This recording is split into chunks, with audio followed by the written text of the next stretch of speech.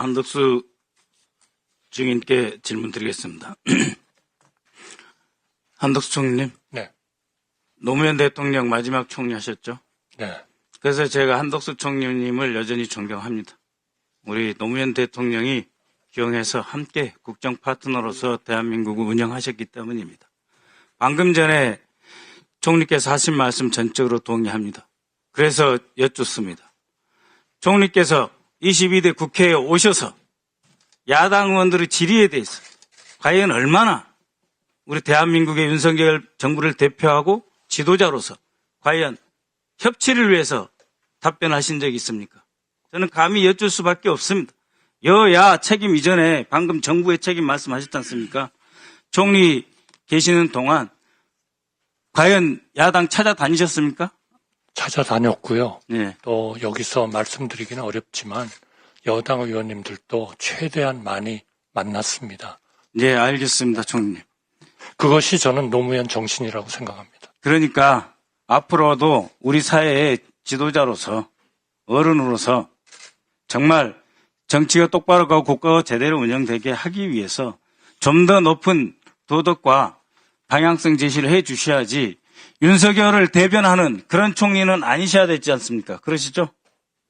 국가와 우리 국민들의 발전을 위해서 저는 40년 넘게 네, 근무해왔다. 이렇게 그래서 믿습니다. 물론 부족한 부분이 많을 겁니다. 그래서 개헌 반대하신 거죠?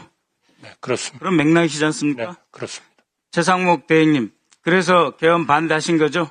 네, 그렇습니다. 이창용 하는 총재께서 여기 오셔가지고 최상목 경제부총리 당시에 께서 사표 내겠다라고 하는 결연한 의지 밝혔다라는 진술을 하셨습니다. 그때 결연한 의지가 여전하신 거죠, 지금도? 네, 지금 연연하지 않습니다. 그렇죠? 그러면 잠시 멈춰주고 PPT 화면 한번 봐주십시오. 이번 개헌은 잘못됐다고 보시는 거 아닙니까? 자, 헌법재판소 제111조 여기에 어떻게 나머지 3명에 대한 임명권한은 없습니다. 이 절차를 처리해야 될 의무가 있는 것입니다. 그렇지 않습니까? 재판관 중 3인은 국회에서 선출을 한 자를 임명한다라고 되어 있습니다. 다음, 코넬대 박사 학위 하셨죠? 저도 같은 파리학번으로 영국에서 유학을 했습니다. 보십시오. 영문은 저거는 법제처에서 해석을 한 것입니다. 더 나은 대한민국 헌법을 이해하기 위해서 이렇게 번역해서 제공한다라고 되어 있습니다. 거기 보시면 한번 보십시오. 저기 사항 보이시죠? 111조 사항. 대통령은 President of the 사망을 보시면 shall be appointed from persons selected by the National Assembly. 스톱. 다른 조건이 없습니다.